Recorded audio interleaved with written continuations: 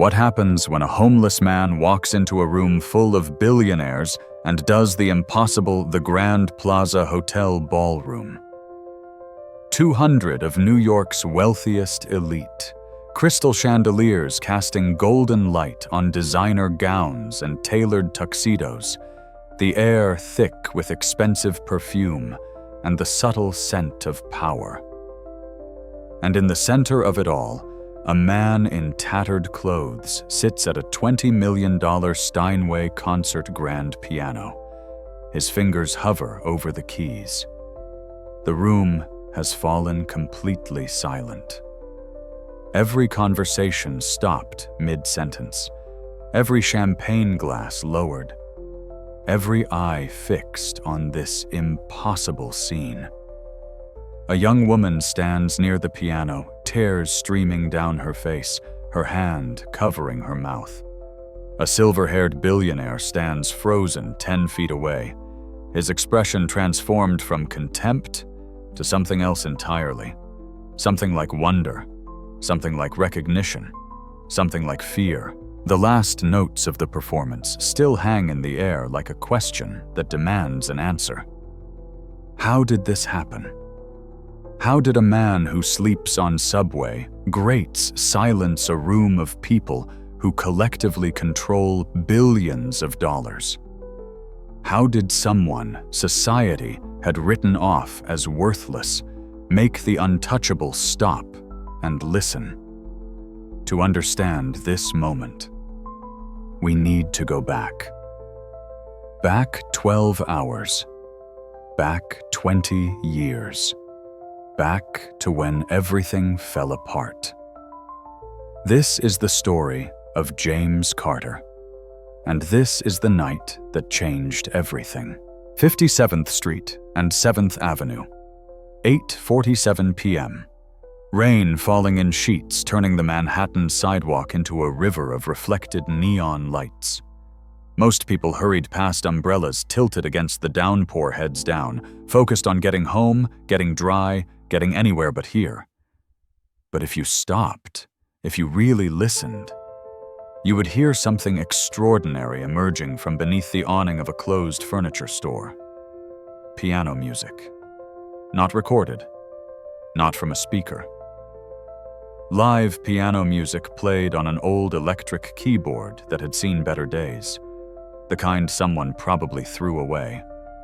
The kind a man with nowhere to go might salvage from a dumpster and carry with him like a treasure. James Carter sat on an overturned plastic crate, his fingers moving across the keys with a fluidity that seemed to contradict everything else about him. His clothes were worn thin from too many nights sleeping rough. His coat was held together with safety pins. His shoes, if you could call them that, were more whole than sole. But his posture was something else entirely. He sat straight, shoulders back, head held high, as if he were sitting in Carnegie Hall instead of on a wet sidewalk in the middle of a November rainstorm. His fingers danced, complex jazz progressions, classical pieces, original compositions that seemed to pull emotion straight from the air and transform it into sound.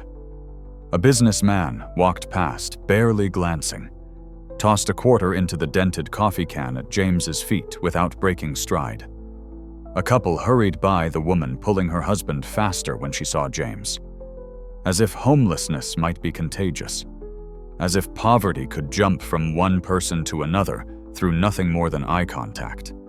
James kept playing. He had been doing this for 15 years, playing on street corners, under bridges, in subway stations until the police moved him along, playing because it was the only thing he had left, the only thing they couldn't take away. His hands. They had taken everything else but not his hands. Well, almost not his hands. If you looked closely, you could see it. The way his right hand moved slightly slower than his left. The way certain passages required concentration that should have been automatic. The way he sometimes winced just barely when his fingers stretched for octaves that once came as naturally as breathing. But he played. Through the pain. Through the rain. through the absolute indifference of a city that had forgotten he existed. James Carter, 52 years old, homeless for 15 years. But that's not where his story began. 20 years ago, James Carter was not playing on street corners. 20 years ago, James Carter was playing Carnegie Hall. The posters called him the Maestro. Critics called him the most gifted pianist of his generation. Audiences called him a phenomenon.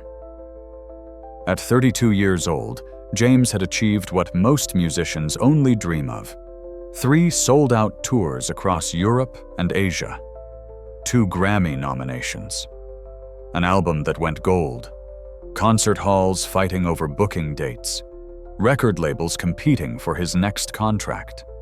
He had studied at Juilliard, trained under masters, dedicated his entire life to music with a single-minded focus that bordered on obsession. But it wasn't just technical skill that made James special. It was something deeper, something that couldn't be taught. When James played, something happened. People felt it. In their chests, in their throats, in places they didn't have names for. He didn't just play notes. He told stories. He painted pictures. He reached inside and found the thing you were feeling but couldn't express, and he gave it a voice. Audiences would sit in darkness crying without knowing why. Strangers would hold hands during his performances. People would leave his concerts and call their estranged parents, forgive old grudges, propose marriage, make the changes they had been too afraid to make. That was James's gift, and he had everything: the career, the recognition, the respect of his peers. But more than all of that, he had Maria Carter, his wife, his high school sweetheart, the woman who had believed in him when he was just a kid with a broken keyboard in his bedroom, dreaming impossible dreams. She had worked 3 jobs to help him through Juilliard, had sat in the back of empty practice rooms at 2 a.m. doing paperwork by lamplight while he worked through difficult passages. When success finally came, James made sure she had everything. The house she had always wanted, the garden, the tsetsen, the security, the ability to finally rest after years of sacrifice. And they had Lily Carter, 7 years old. All enormous brown eyes and gap-toothed smiles. She loved music the way her father loved music. Not because she was told to, but because it was simply part of who she was. James had been teaching her piano since she was 4. Not pushing, not forcing, just playing together. Making it fun. Making it magical. Every night before Lily went to sleep, James would sit at the piano in their living room and play her a lullaby, something he had composed just for her. Lily's lullaby, Maria called it. It became their ritual, their special thing. James would play. Lily would hum along. Maria would stand in the doorway watching her hand over her heart, thinking how lucky they were. How impossibly, unreasonably lucky. This was James's life 20 years ago. This was everything he had. And then on a cold February night, driving home from Lily's school play, everything ended. The accident. People always say accident as if it was nobody's fault, as if it was just bad luck. Just wrong place, wrong time.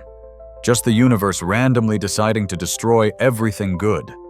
But it wasn't an accident in that sense. A drunk driver, 23 years old, ran a red light doing 70 in a 35-mile-per-hour zone. James never even saw it coming. One moment, he was driving. Maria was laughing at something Lily had said. Lily was in the back seat, still wearing her costume from the play, a small fairy with glittery wings singing one of the songs from the show. The next moment, metal screaming, glass exploding, the world spinning, everything tilting at wrong angles.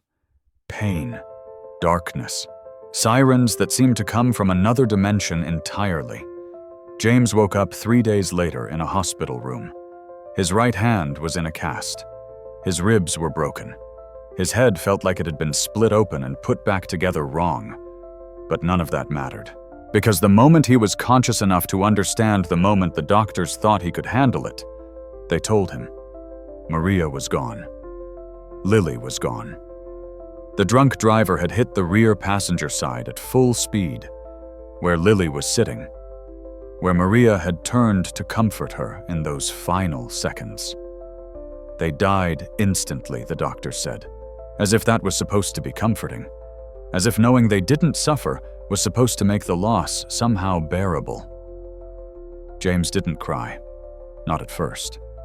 He just stared at the hospital ceiling, listening to the machines beep, listening to the nurses whisper, listening to the world continue as if anything mattered anymore. The hand injuries were severe. 3 fingers on his right hand, badly broken. Nerve damage. The surgeons did what they could. Physical therapy might restore most of the function, they said. With time and work, he might even play again, they said. But never the same. Never at the level he had been. For someone whose entire identity was built around being not just good, but extraordinary, might play again felt like a death sentence of its own. James went through the motions. The funeral. 2 caskets. One large one, heartbreakingly small. Friends and colleagues filling the church. Kind words that meant nothing. Casseroles and sympathy cards, and people saying, "If you need anything," and then slowly, inevitably disappearing back into their own lives. He tried physical therapy. For a while. He tried practicing. For a while. He tried existing. For a while. But everything was ashes. Every song reminded him of what he'd lost. Every piano was a reminder of Lily's small hands next to his learning. Every concert hall was a reminder of Maria sitting in the front row smiling. So he stopped. Stopped therapy. Stopped practicing. Stopped answering the phone. Stopped paying bills. Stopped eating unless someone forced him. Stopped sleeping unless alcohol made him. The offers stopped coming. The contracts expired. The record label dropped him. Friends tried to help, but grief turned James into someone they didn't recognize. Someone angry. Someone unreachable. The money ran out faster than anyone would have thought possible. Medical bills. Lawyers trying to get something from the drunk driver's insurance. A house he couldn't bear to live in, sold at a loss, because he couldn't stand being there another day. Within 2 years, James had nothing. Within 3, he was on the streets. That was 17 years ago. And for 17 years, James Carter, the man they once called the Maestro, had been invisible. Just another homeless person people stepped around on their way to somewhere important. Until tonight. Until one young woman heard him playing in the rain and decided to do something nobody else had done in 17 years. She decided to actually see him. Sarah Blackwood was supposed to be at the gala already. Her father, Richard Blackwood, had made that very clear. The event started at 7. It was now past 8. She was late, again. But Sarah had needed air. The Grand Plaza Hotel, with its marble and gold, and the kind of wealth that felt obscene, had been suffocating her. All those people in designer clothes talking about their second homes and their portfolio performance and their children at Yale and Princeton. None of them actually caring about the cause they were supposedly supporting tonight. A charity gala for homeless shelters. $10,000 per ticket. Millions of dollars in the room. The irony was not lost on Sarah. So she had slipped out, told her father she needed to make a call, walked out into the November rain without an umbrella, letting the cold water soak her designer dress, because at least it felt real. And that's when she heard it. Piano music. Not just any piano music, the kind that made you stop walking, the kind that reached into your chest and squeezed. Sarah followed the sound. And there he was. A homeless man sitting in the rain playing an old electric keyboard like it was the most natural thing in the world. She stood there 10 feet away, just listening. The piece was complex, advanced. The kind of thing you'd hear in a concert hall, not on a street corner. But more than technique, there was emotion. Raw, unfiltered emotion that made Sarah's throat tight. When the song ended, the man's hands rested on the keys for a long moment, as if saying goodbye to something. Sarah approached. Slowly, she had $40 in her purse. She pulled it out, meaning to put it in the coffee can at his feet. But then she looked at his face. He was older. 50s, probably. Black man with gray threading through his hair. Deep lines around his eyes. The kind of face that had seen things, lost things. But his eyes, despite everything, his eyes were still alive. That was beautiful, Sarah said softly. The man looked up, surprised, as if he hadn't expected anyone to actually speak to him. "Thank you," he said. His voice was rough from disuse, but cultured, educated. "Where did you learn to play like that?" A long pause. The rain continued to fall. "A long time ago," the man said, finally. "Different life." Sarah knelt down, not caring that her dress was getting muddy. What happened? Something flickered across the man's face. Pain. Old and deep. "Lost everything that mattered," he said simply. "What's left doesn't seem worth much." Sarah felt tears building. She didn't even know this man, but something about him resonated with something in her. Some shared understanding of what it felt like to be trapped. To have talent that nobody valued because they couldn't see past the surface. "What's your name?" she asked. "James. James Carter." "I'm Sarah." She hesitated, then made a decision that would change both their lives. "James, can I ask you something crazy?" He raised an eyebrow. "Depends on the kind of crazy." "There's an event. A gala. Tonight, right now, at the Grand Plaza Hotel, just 2 blocks from here." The words tumbled out fast before she could second-guess herself. "It's for homeless shelters, which is ironic because I guarantee not one person in that room has ever actually talked to a homeless person. They just write checks and feel good about themselves." James was watching her carefully now. "I want you to come with me," Sarah continued. "I want you to play. Show them. Show them what real talent looks like. Show them they can't just throw money at problems and never actually see the people they claim to care about." James shook his head immediately. "No. No, thank you. I appreciate the thought, but no. Why not?" "Look at me." James gestured at his clothes, his situation. "I don't belong there." "You belong there more than any of them," Sarah said fiercely. "You have real talent, real heart. They just have money." "Money opens doors," James said quietly. "Talent without money is just entertainment for people walking by. Then prove them wrong." Sarah stood up, holding out her hand. "One performance, one song. Show them what they're missing when they look right through people like you. Show them what I just heard." James looked at her outstretched hand for a long moment. "You don't know what you're asking," he said. "I know exactly what I'm asking. I'm asking you to be brave, just for one night, just for one song." Something shifted in James's expression, something that might have been hope trying to remember how to exist. He looked at his keyboard, his coffee can with maybe $3 in change, his plastic crate thrown in the rain. Then he looked at Sarah's hand, still extended, still waiting. And after 17 years of being invisible, James Carter reached up and took it. The Grand Plaza Hotel lobby was the kind of opulent that was meant to intimidate. James felt every eye turn toward him the moment he stepped through the revolving doors.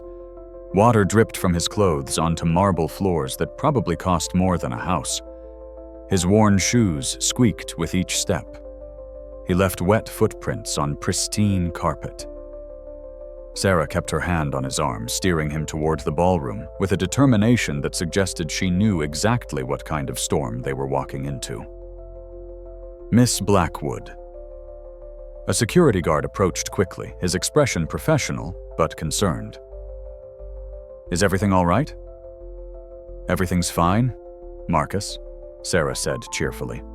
"This is my guest." The guard's eyes flickered to James, then back to Sarah. "Ma'am, I think there might be some confusion. This gentleman doesn't appear to be—" "He's with me," Sarah interrupted firmly. "That's all that matters." The guard hesitated, clearly torn between protocol and the fact that Sarah was the host's daughter. "I'll need to inform your father. You do that." They continued toward the ballroom doors. James could feel the stares, hear the whispers starting. A woman in diamonds actually pulled her purse closer as they passed. "You can still leave," Sarah murmured to him, "if this is too much." James took a deep breath. "I've survived worse than rich people staring." Sarah smiled. "Good, because it's about to get much worse." The ballroom doors opened. If the lobby had been opulent, the ballroom was something else entirely. Crystal chandeliers the size of cars, tables covered in white silk, ice sculptures, a champagne fountain, a string quartet playing in the corner, and people, hundreds of people, all wealthy, all connected, all powerful. The conversations near the door faltered as James and Sarah entered, then stopped entirely. One by one, heads turned. Mouths opened slightly. The whispers spread through the room like a wave. "Is that a homeless person? What is he doing here? Oh my God, he's soaking wet." "Security." Sarah kept walking head high, pulling James along. They made it perhaps 20 feet into the room before a man in an expensive tuxedo intercepted them. Richard Blackwood. Even if Sarah hadn't mentioned her father, James would have known. The resemblance was clear. Same sharp cheekbones, same determined chin. But where Sarah's eyes held compassion, Richard's held steel. "Sarah." His voice was low, controlled, vibrating with barely suppressed anger. "What are you doing? Bringing a guest to your charity event, Dad. You know, the charity event meant to help homeless people. I thought you might actually like to meet one." Richard's jaw tightened. His eyes flicked to James, taking in every detail of his appearance with obvious distaste. "This is inappropriate," Richard said quietly. "You're causing a scene." "Good," Sarah said. "Maybe this room needs a scene."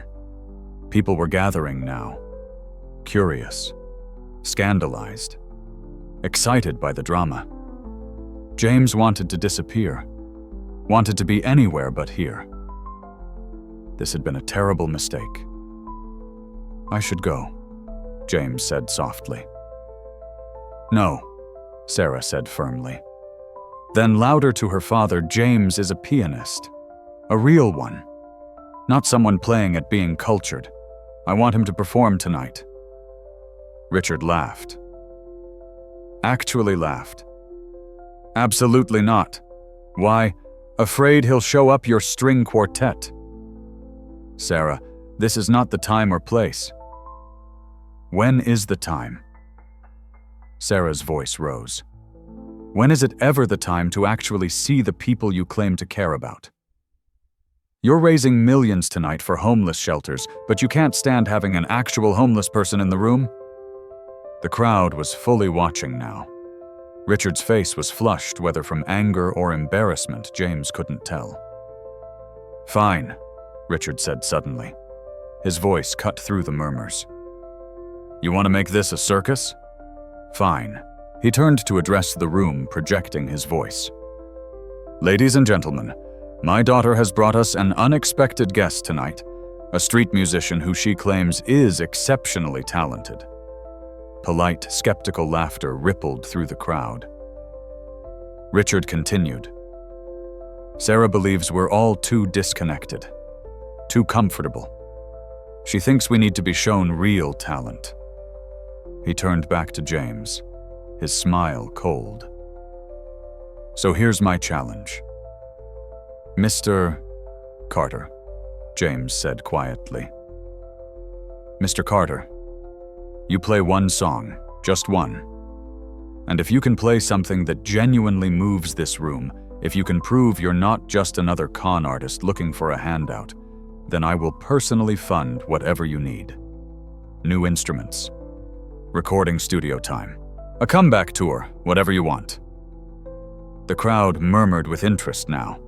This was entertainment. Richard wasn't finished. "But if you fail, if your performance is mediocre, embarrassing, or proves my daughter's judgment catastrophically wrong, then Sarah will stop this foolishness about being a musician. She'll join my company, business school, real work, no more wasting her talent on impossible dreams." Sarah's face went pale. "Dad, that's not fair." Those are the terms Richard said, flatly. He looked at James. "What do you say, Mr. Carter? Care to put your talent where my daughter's mouth is?" The room had gone completely silent. James felt 200 pairs of eyes boring into him, felt the weight of Sarah's future resting on his damaged hands, felt 17 years of shame and failure and loss pressing down on his shoulders. He should say no, should walk out, should not risk humiliating this young woman who had shown him kindness. But something in Richard's smug expression, something in the way the crowd was looking at him not as a person, but as a curiosity, an oddity, entertainment, and something deeper. Something that had been buried for 17 years, but suddenly stirred. A tiny ember of the person he used to be, the maestro. "Where's the piano?" James asked. They led him to the piano. Not led exactly, more like parted before him, creating a path through the crowd, whispers following in his wake like a current. "This should be good. I give him 30 seconds before he proves he's a fraud." Poor Sarah. Richard's going to kill her. 10,000 says he runs before he even sits down. James kept his eyes forward, kept walking, one foot in front of the other, and then he saw it. The piano sat on a raised platform at the far end of the ballroom. Spotlights positioned to highlight performances by the string quartet. A microphone on a stand nearby, though James wouldn't need it. The piano would speak for itself. It was a Steinway Model D concert grand. 9 feet of perfectly crafted instrument, ebony black, pristine. The kind of piano most musicians only dreamed of touching. The kind of piano James used to play every single day. The last time he had sat at an instrument like this, Maria and Lily had still been alive. His breath caught Sarah's voice, soft with concern. "Are you okay?" He realized he had stopped walking, was standing 15 feet from the piano, frozen. "I can't," he whispered. "Sarah, I can't. My hand. It's not. I haven't played anything like this in... Hey." She stepped in front of him, forcing him to look at her. "You just played in the rain on a broken keyboard like it was Carnegie Hall. This piano is nothing. This crowd is nothing. Just play like you did on the street, like nobody's watching, like nobody matters. But they are watching. And your future, my future is my problem, not yours. But James, listen to me. Her eyes were fierce. "You can do this. I heard you. I know you can." Richard's voice cut through the moment. "We're waiting, Mr. Carter. Unless you're having second thoughts." James looked past Sarah at Richard, at the crowd behind him. All those faces, all that wealth, all that certainty that they were better, that their money made them matter more, all that absolute conviction that he was nothing. He thought about Maria, about how she had believed in him when he was nobody, about how she had worked those 3 jobs so he could chase an impossible dream. He thought about Lily, about her small hands on the piano keys, about the gap-toothed smile when she finally played a piece all the way through, about the lullaby he had written just for her. He thought about who he used to be, before the accident, before the loss, before 17 years of being invisible. The maestro. James Carter walked to the piano. The crowd pressed closer, forming a semicircle around the platform. Sarah stood off to the side, her hands clasped together so tightly her knuckles were white. Richard stood at the front, arms crossed, expression skeptical. James sat on the bench. The wood was smooth, expensive, the kind of bench that adjusted to exactly the right height. He adjusted it, automatically. Muscle memory from 20 years ago taking over. His hands hovered over the keys. They were shaking. God, they were shaking. His right hand especially. The damaged one. The one that would never be quite the same. The one that had healed wrong despite all the doctor's best efforts. Someone in the crowd giggled. James closed his eyes. And suddenly he was somewhere else. His living room. Late evening. Lily in her pajamas, the ones with stars on them. Maria standing in the doorway, smiling. The lamp casting warm light over everything. "Play our song, Daddy," Lily said, climbing onto the bench next to him. Our song was what she called it, even though James had composed it specifically for her. Lily's lullaby. It was the piece he played every night before she went to sleep. Gentle melody, simple harmonies. But underneath something more complex. Something that would grow with her as she got older, revealing new layers as she learned to listen deeper. He had never played it for anyone else.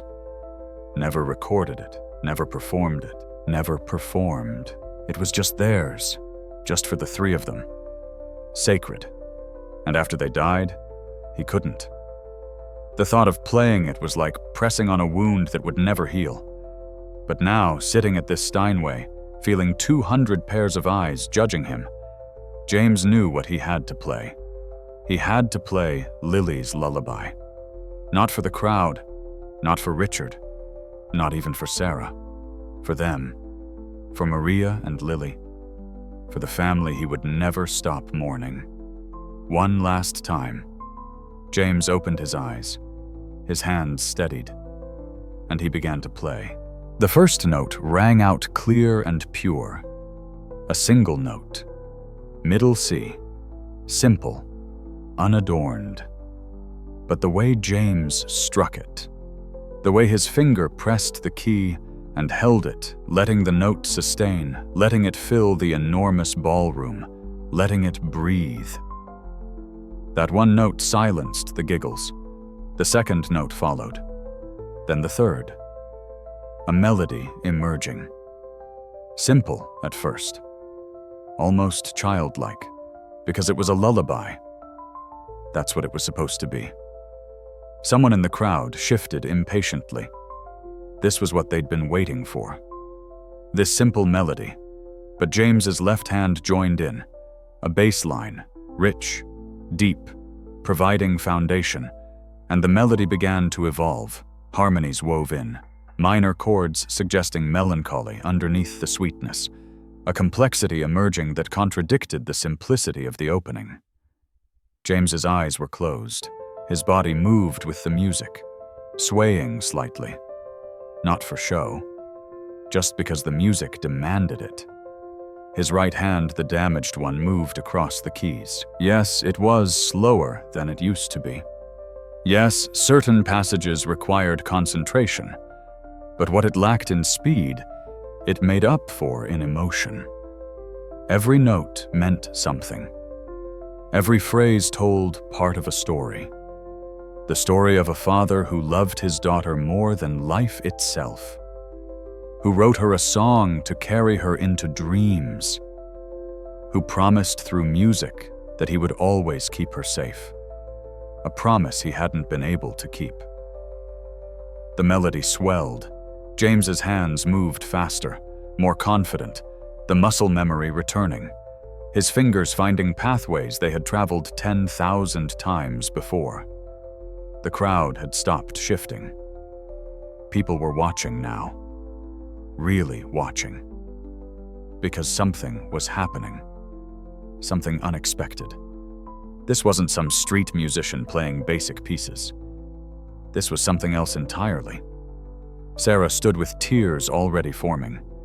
She had heard glimpses of this on the street corner, but here on this instrument with this acoustics, the full power of James's gift was revealed.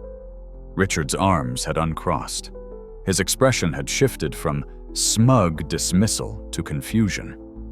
This wasn't what he had expected. The piece moved into a new section. Faster, brighter. A child laughing, playing, dancing. Joy captured in notes and turned into something you could feel in your chest. James's hands danced across the keys. Despite the injury, despite 17 years without practice, despite everything, the music poured out of him like water that had been dammed too long. Someone set down their champagne glass, the clink loud in the focused silence. Another person stepped closer, drawn in. The melody shifted again. Minor key, slower. Sadness creeping in around the edges. Not overwhelming, just present, the way grief is present even in the happiest memories after loss. A woman in the audience felt her throat tighten. She didn't know why. Didn't know this man. Didn't know his story. But the music knew. The music was telling her. James's face was wet. He was crying while he played, tears running down his cheeks unchecked. But his hands never faltered. The piece built, layer upon layer, complexity upon complexity. What had started as a simple lullaby had transformed into something profound. A meditation on love and loss, on the beauty of what we have and the devastation of losing it, on the fact that we play the songs anyway, we remember anyway. We love anyway, even though loving means we will eventually lose. The ballroom had become absolutely silent. 200 people. Not one conversation, not one whisper, not one phone glowing. Just listening. Being present with this music in a way most of them had never been present with anything. And James played on. The piece continued to build. James's hands were moving independently now. The left hand maintaining the gentle bass line, the heartbeat of the piece, while his right hand soared through increasingly complex melodic variations. Each variation told a different part of the story. The first variation, Lily as a baby. The wonder of holding her for the first time. The overwhelming responsibility. The fierce protective love that came from nowhere and everywhere all at once. The notes tumbled over each other. Quick, light, playful, like a baby's laugh, the second variation. Teaching her to play. Her small hands next to his on the keys. Getting it wrong. Getting it wrong. Getting it wrong. Then finally that moment when it clicked. When she played her first scale correctly and looked up at him with such pride and joy that his heart felt too big for his chest. The melody became two melodies intertwined. Teacher and student, father and daughter, moving together. The third variation. Bedtime. The ritual. Every night, without fail. No matter how tired he was from touring, from recording, from the endless demands of a career. This time was sacred. This time was theirs. The tempo slowed. Gentler now. A rocking rhythm. The kind that cradles. The kind that says you are safe. You are loved. You are mine. A man in the audience, CEO of a Fortune 500 company, father of 3 children he barely saw because he was always working, felt something crack inside his chest. When was the last time he'd sat with his kids at bedtime? When was the last time he'd been present for anything except business meetings and profit margins? The music asked him this question without words, and he had no answer. The 4th variation, the accident. The melody shattered, dissonance crashing in, chaos. The ordered beauty of the previous sections torn apart, harsh chords, desperate runs up and down the keyboard, the sound of everything breaking. Sarah gasped. She could hear it, could hear the moment of impact, the moment life split into before and after. The dissonance lasted only a few measures, but they felt like forever. And then, silence. Complete silence. James's hands lifted from the keys, hung in the air, for 1 beat, 2, 3. The audience held its collective breath. Was it over? No. James's hands came down again, gentle, tentative. A single note in the highest register. Fragile, like someone trying to find their way in darkness. The melody returned, but transformed. Slower, sadder. The same notes, but stripped of their earlier innocence. Loss had changed them. This was the final variation aftermath. Survival. The daily choice to keep breathing when everything inside you wants to stop. The way grief becomes a companion you carry everywhere. The way love doesn't end just because the person is gone. James played through tears that fell onto the keys. His shoulders shook, but his hands kept moving, kept playing, kept telling the truth of what it means to lose everything and somehow still be here. The melody wound its way through grief's landscape, sometimes finding moments of beauty, a memory so sweet it hurts, sometimes drowning in sorrow so deep it feels like drowning, but always underneath that original lullaby, that promise, that love, because that's what remains. After everything else is gone, love remains. A woman in diamonds was crying openly now, not caring that her mascara was running. The CEO with 3 kids had his hand over his mouth, shoulders shaking. Sarah's tears fell freely. She understood now. Understood what this man had lost. Understood why he was on the streets. Understood that sometimes tragedy breaks people, not because they're weak, but because they loved too much. Richard stood frozen. His face had gone pale. His hands hung at his sides. Because 30 years ago, when Richard was 18 years old and poor and angry at a world that had given him nothing, he had scraped together money for a concert ticket. The performer was a young pianist named James Carter. Unknown then, just starting out. Richard had gone because the ticket was cheap, because he had nothing else to do, because his life felt empty and small, and he wanted to feel something, anything that wasn't despair. And James's performance that night had changed him, had shown him that beauty existed, that human beings could create something transcendent, that maybe there was something worth fighting for in this world.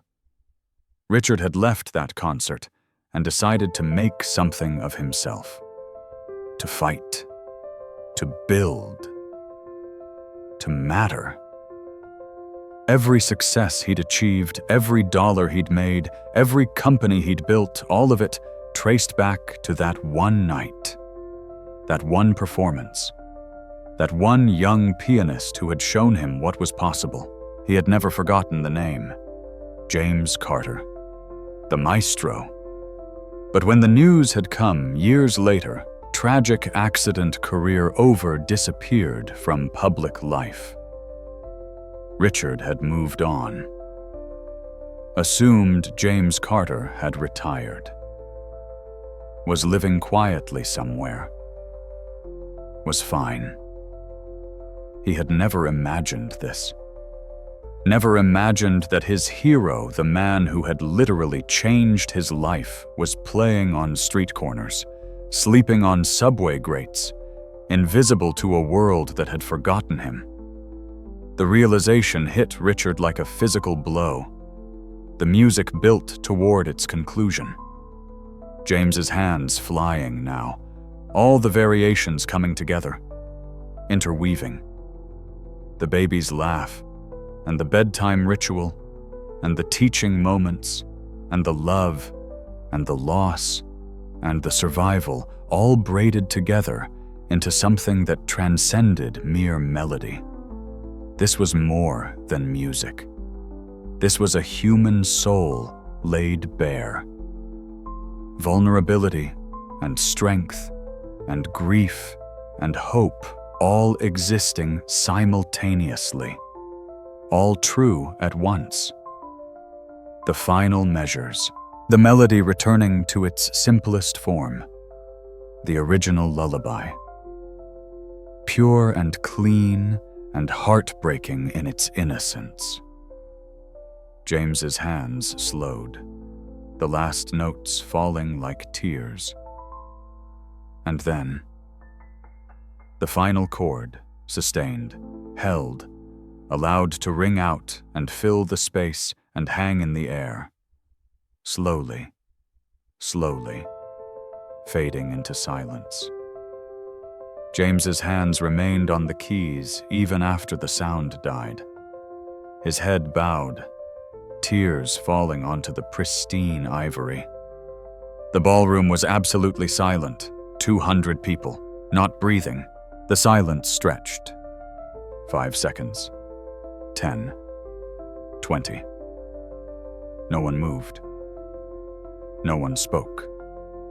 No one seemed to remember how. James finally lifted his hands from the keys, rested them in his lap. He didn't look up. Couldn't look up. Couldn't face whatever judgment was coming. He had poured everything into that performance, every ounce of grief, every moment of love, every second of loss. Everything he had left. If it wasn't enough, then nothing ever would be.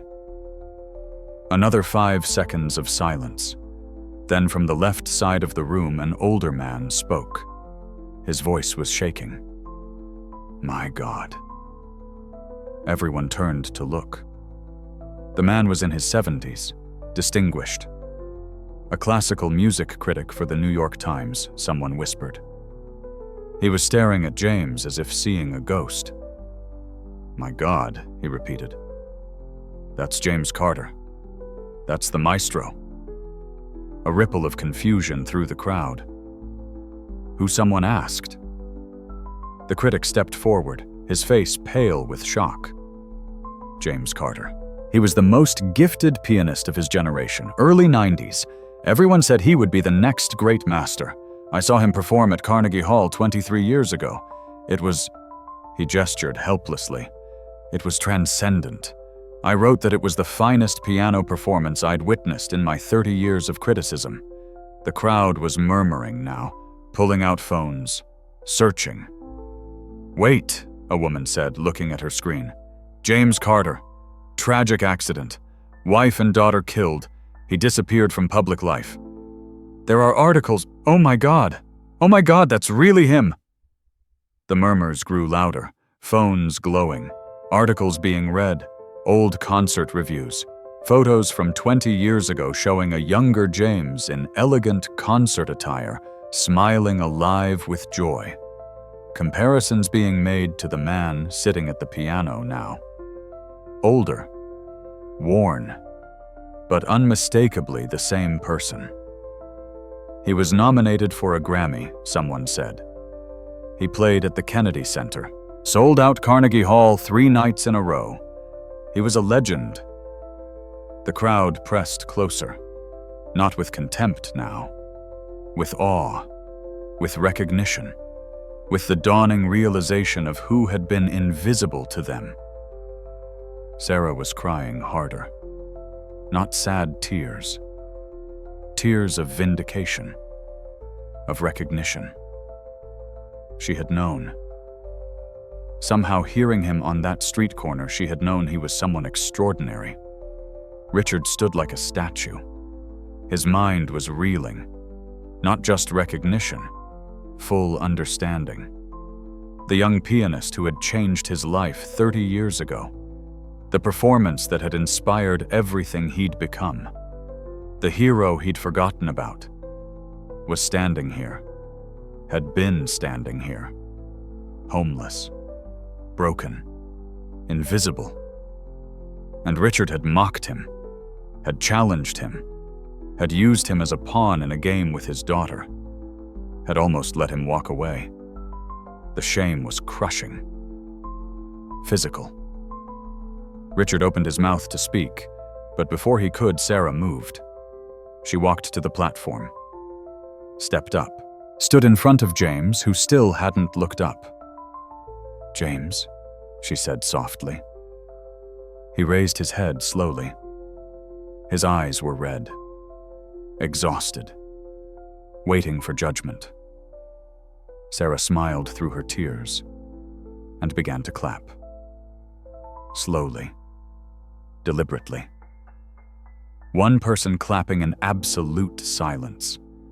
Then the elderly critic joined her, his applause sharp and clear. Then another person, and another, and another, and suddenly the entire ballroom erupted. The applause was deafening. Not polite charity gala applause, real applause. The kind that comes from being moved, from witnessing something genuine. People were standing, one by one, then in groups, then everyone. A standing ovation, complete, unanimous, thunderous. People were crying, complete strangers hugging each other. The emotional release of witnessing something that reminded them that beauty and meaning and truth still existed in the world. James sat at the piano overwhelmed, shocked. After 17 years of invisibility suddenly being seen. Actually seen. Not as a homeless person, not as a problem to be solved, but as an artist, as a human being, as someone who mattered. The applause continued, swelling. Some people were shouting, "Bravo, magnificent, maestro, maestro." The word spread through the crowd. Maestro, his old title, resurrected from history. Sarah was still on the platform, crying and clapping. She caught James's eye and mouthed, "I told you." Despite everything, James felt his lips twitch into something that might have been a smile. Richard finally moved. He walked through the crowd. People parted for him automatically. All eyes watched as he approached the platform. The applause began to fade as people realized something was happening, wanting to hear, wanting to witness. Richard climbed the steps, stood in front of James. For a long moment, the two men looked at each other. The homeless musician and the billionaire. The forgotten artist and the self-made mogul. "Mr. Carter," Richard said. His voice was thick. "James, I don't know where to begin." "You don't have to say anything," James said quietly. "Yes, I do." Richard's face was working through emotions he clearly wasn't used to displaying in public. 30 years ago, 1994. You performed at a small venue in Queens. The ticket was $15. I was 18. I had nothing. No future. No hope. James's eyes widened slightly. Listening. Your performance that night changed my life, Richard continued. Showed me that something in this world was worth fighting for, worth building for. I left that concert and decided I would make something of myself. Everything I've achieved, every success, every dollar, it all traces back to that night. To you. The crowd was absolutely silent again. Listening. I forgot, Richard said, and his voice broke. I forgot where I came from. Forgot why I started. Forgot what actually matters. I looked at you tonight and saw a homeless man. Someone beneath me. Someone I could use to teach my daughter a lesson. Tears were running down his face now. Richard Blackwood, billionaire, crying in front of 200 people. But you are the man who saved my life, Richard said. And I didn't even recognize you. I'm so sorry. I'm so impossibly sorry. James stood slowly, stiffly, every part of him exhausted. He looked at Richard, at this powerful man crying, at the genuine remorse in his eyes. You didn't know, James said simply. I should have, Richard said. I should have seen you. Should have. He stopped. Started again. Let me help. Please, let me return what you gave me, whatever you need, whatever it takes. James was quiet for a long moment. Then I don't need your money, Richard. Richard's face fell. Then what I need what you just gave me, James said. Recognition. Being seen as a person. That's worth more than any check. But your career, your talent. You could perform again, record. I could fund everything. Maybe, James said, but not tonight. Tonight I just need to process that I played Lily's lullaby for the first time in 17 years and didn't completely fall apart. Sarah stepped forward. James, would you consider letting me help? Not money, just friendship. Someone to talk to. Someone who cares. James looked at her. This young woman who had heard him playing in the rain and decided to see him. I'd like that, he said softly. The crowd erupted again. Applause. But different now. Not just appreciation for performance. Appreciation for human connection. For compassion. For the possibility of redemption. Richard wiped his eyes. At least let me get you somewhere warm tonight. Please, a hotel room, clean clothes, a meal, just for tonight. James was so tired, so completely exhausted in body and soul. Okay, he said finally. Just for tonight. The applause continued as Sarah and Richard helped James off the platform. The crowd parted respectfully now, people reaching out to touch his arm, his shoulder, murmuring words of appreciation, of awe. James Carter the maestro walked out of the ballroom, surrounded by people who finally saw him. For the first time in 17 years, he wasn't invisible. James woke up in a bed. A real bed. With sheets. In a room with walls and a door that locked, and heat that actually worked. For a moment, he didn't know where he was.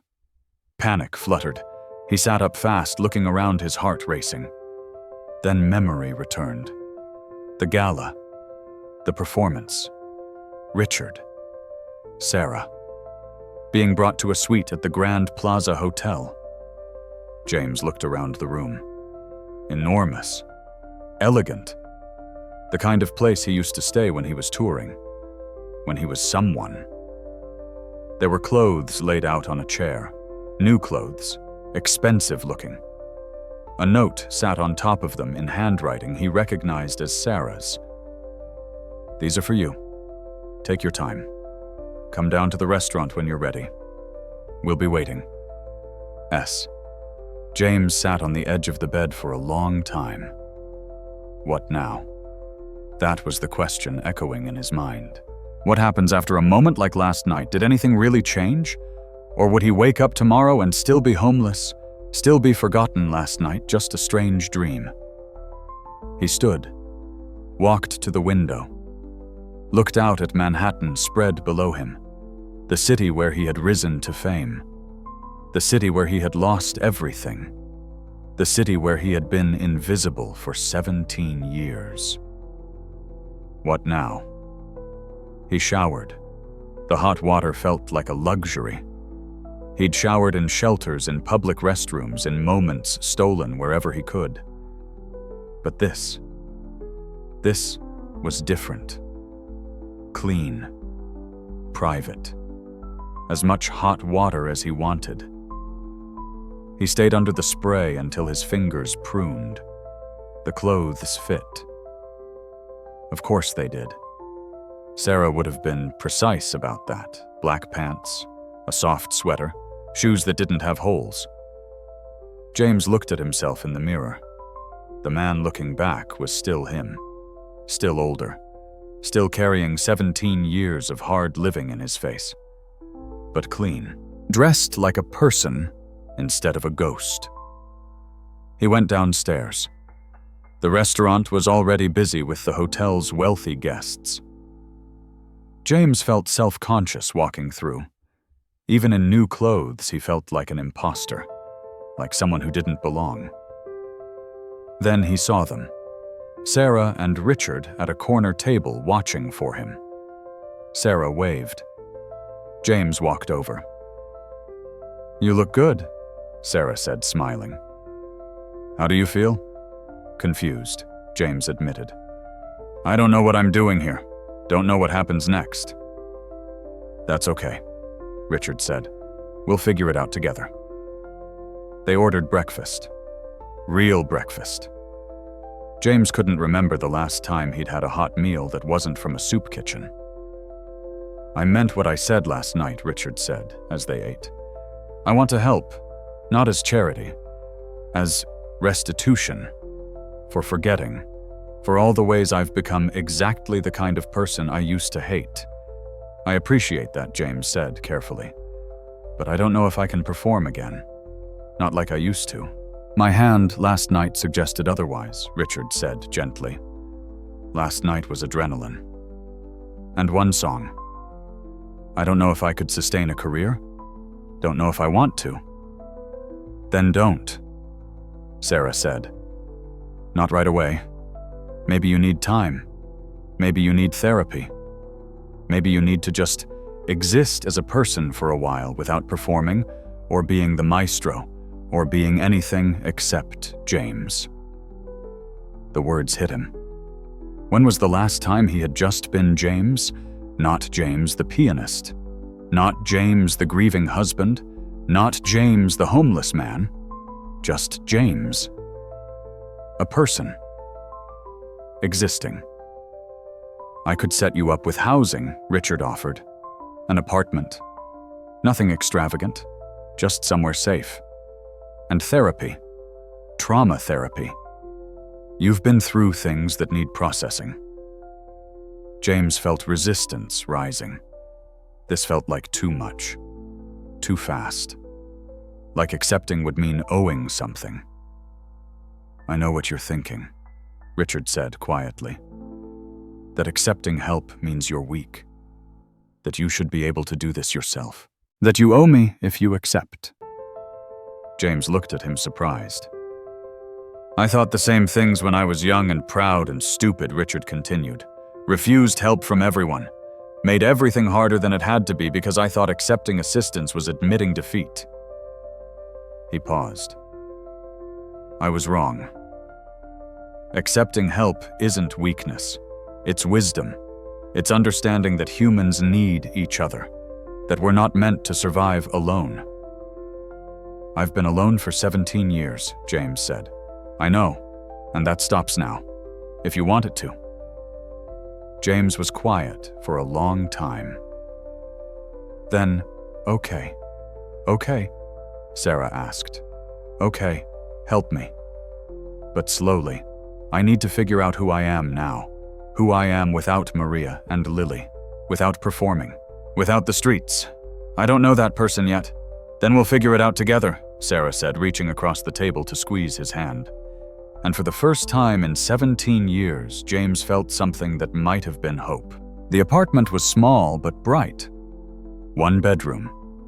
A living room with large windows that let in morning light. A kitchen. A bathroom with a shower that had excellent water pressure. To James, it felt like a palace. He had been living here for 3 months now. 3 months of regular meals, regular sleep, regular therapy sessions with Dr. Patterson, who specialized in grief and trauma. 3 months of slowly remembering how to be human. The piano sat in the corner of the living room. Not a Steinway, just a good upright that Richard had arranged to have delivered. No pressure, Richard had said. Play if you want. Don't if you don't want. It's just there. For the first month, James hadn't touched it, had walked past it every day like it was dangerous, like getting too close might pull him back into the past. But one morning, almost without thinking, he sat down, put his hands on the keys, and played. Not Lily's lullaby. Not yet. He wasn't ready, just scales, arpeggios, basic exercises, rebuilding muscle memory, retraining his injured hand. It hurt, both physically and emotionally. But he kept playing. Now 3 months in, James played every day, not performing, just playing, for himself. Finding his way back to music not as a career, but as a fundamental part of who he was. Sarah visited regularly. She was working on her own music now, had stood up to Richard. They had found a compromise. She would take business classes part-time, but pursue her music fully. Richard had even offered to help produce her first album. "He's different," Sarah told James during one visit. "Since that night. Softer, more present, like he remembered why he started all this in the first place." James was glad. Glad that something good had come from that night for more than just him. The therapist, Dr. Patterson, was helping James process everything. The accident, the loss, the 17 years of survival, the guilt he carried for still being alive when Maria and Lily weren't. Survivor's guilt, Dr. Patterson called it. Very common, very painful. But James living isn't betraying them. Living is honoring them. They would want you to live. It was hard to believe, but James was trying. He had also started volunteering. Once a week he went to homeless shelters, not to perform, just to talk, to be present, to see people the way Sarah had seen him, to remind them they were still human, still valuable, still here. One evening, Richard stopped by unexpectedly. "I have something to ask you," he said, looking nervous. James gestured for him to sit. "There's a benefit concert," Richard said. 6 months from now, Carnegie Hall, raising money for homeless services. They want performers, classical musicians mostly, and they asked specifically if you might consider participating." James's heart rate spiked. Carnegie Hall, where it all began, where the maestro was born. "I don't know if I can," James said honestly. "I told them that might be your answer," Richard said. "But James, you don't have to decide now. 6 months away. Think about it. Talk to your therapist.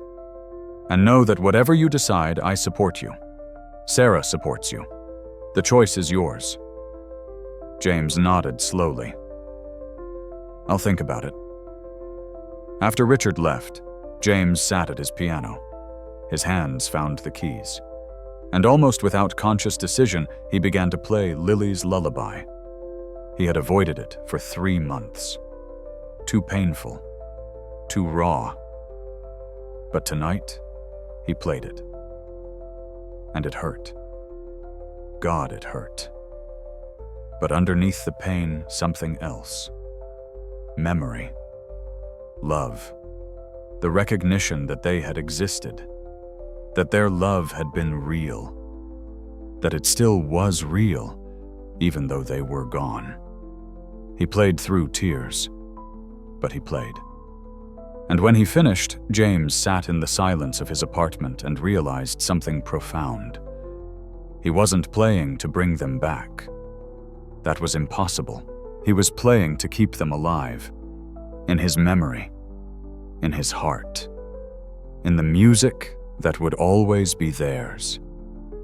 And maybe that was enough. Maybe he could perform again. Not as the maestro. Not trying to recapture who he used to be. But as James. As someone who had lost everything and survived.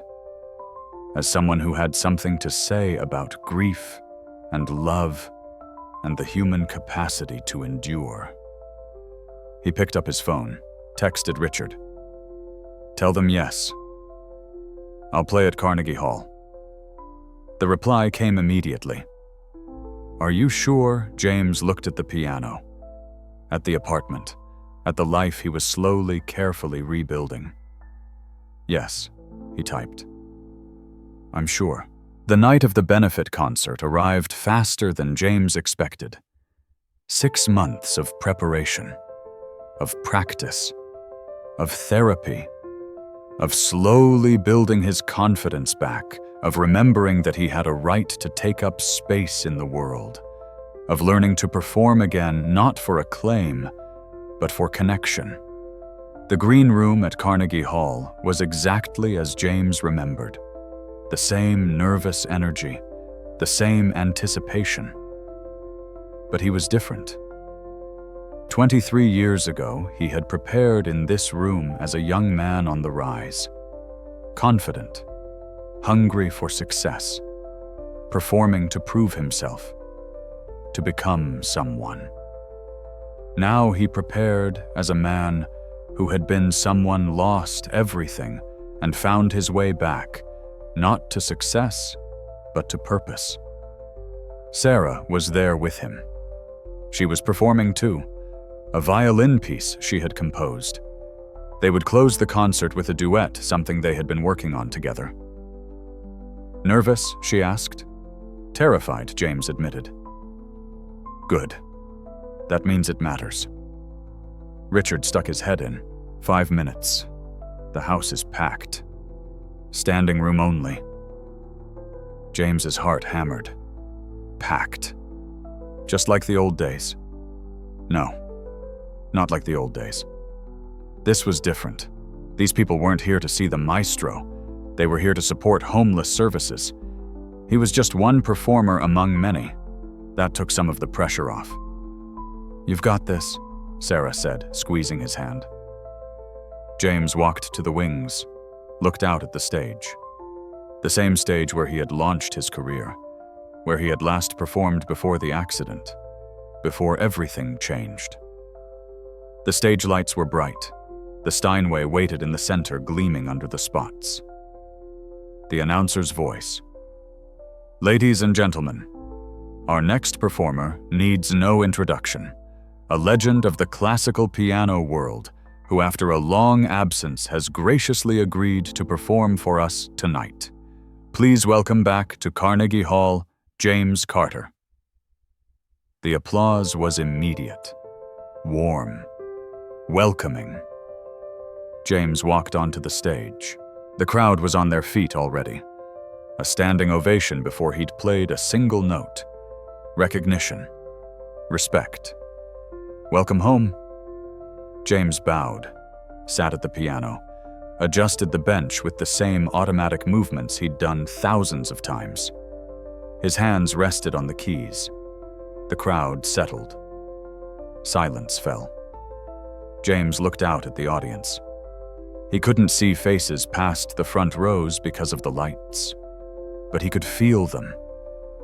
2,000 people, waiting, listening. He closed his eyes and began to play Lily's Lullaby, the piece he had avoided for 17 years, the piece he had finally reclaimed 3 months ago, the piece that was his greatest grief and his greatest love made audible. He played it differently than he had at the gala, not raw, not broken, but whole, integrated.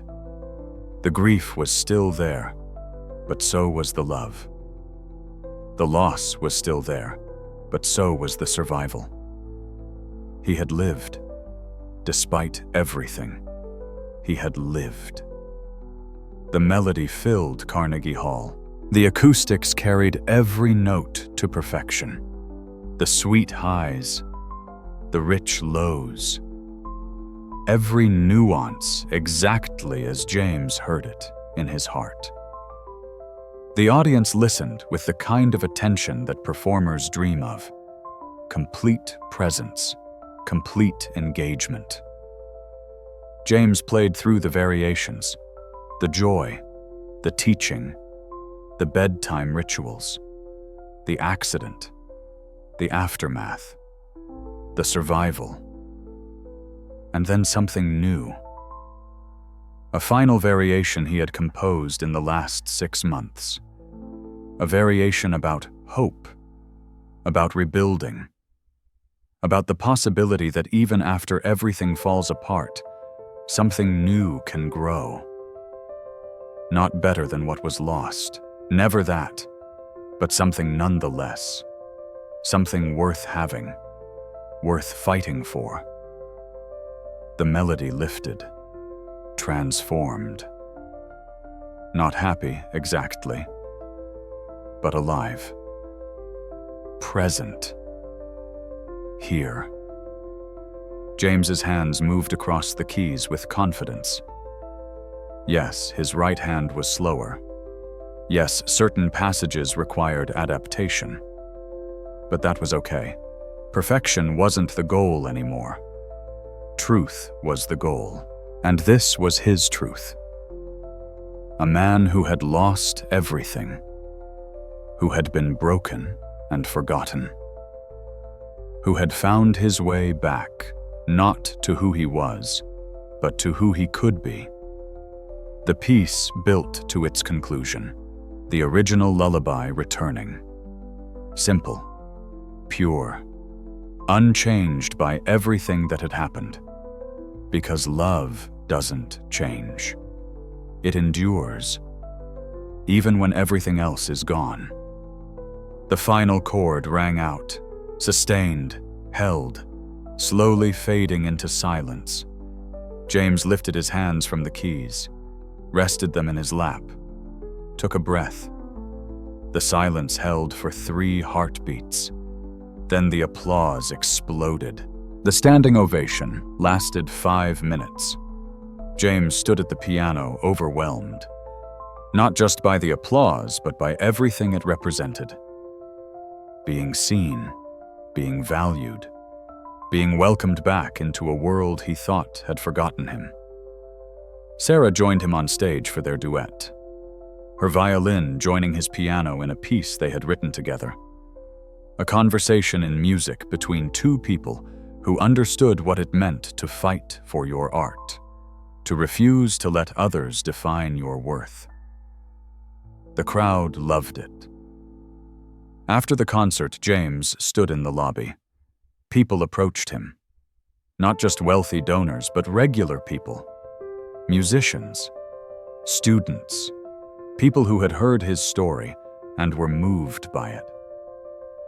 "Thank you," an older woman said, crying. "I lost my husband last year. Hearing you play tonight, it helped. It helped to know that grief doesn't mean the end, that we can survive." A young man, maybe 19, homeless by the look of him, stood at the back of the crowd. James caught his eye, gestured him forward. "I heard about your story," the young man said quietly. "About where you came from, where you've been. I just wanted you to know it gave me hope, that maybe I'm not invisible forever, James felt his throat tighten. "You're not invisible to me," he said. "What's your name?" "Marcus." "Marcus, you matter. Your life matters. Your story matters. Don't let anyone, including yourself, tell you otherwise." The young man nodded, tears in his eyes, and walked away a little taller. Richard and Sarah stood nearby, watching. "You did good tonight," Richard said quietly. "We all did good tonight," James replied. "This wasn't about me. It was about showing people that second chances exist, that compassion matters, that we're all one tragedy away from being the person others step over on the street." "Amen," Sarah said. Later, driving home through Manhattan, James looked out at the city lights. How many people were out there right now sleeping rough?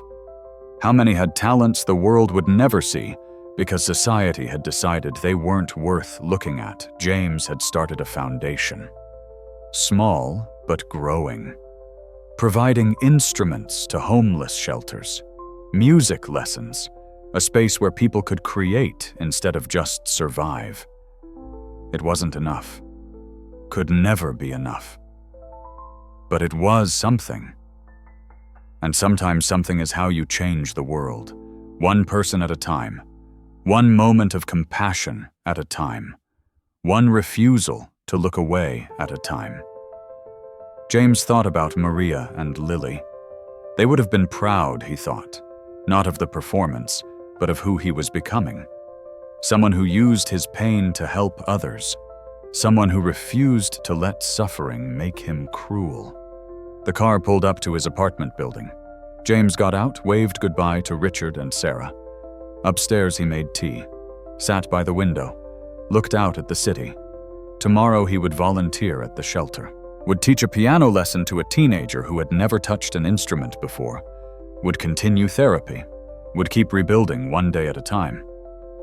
But tonight, he just sat, present, alive.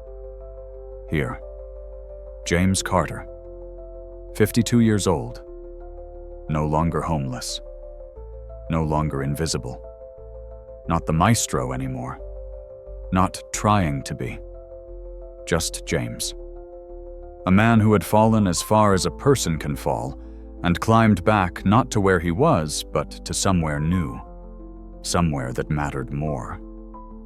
He picked up his phone, opened the voice memo app, and began composing a new piece. Not a lullaby this time. A morning song. Something about beginnings, about second chances, about the fact that no matter how dark the night morning always comes, if you're willing to wait for it, if you're willing to fight for it, if you're willing to believe that you still matter even when the world forgets you exist. James Carter mattered, and his music would make sure everyone knew it.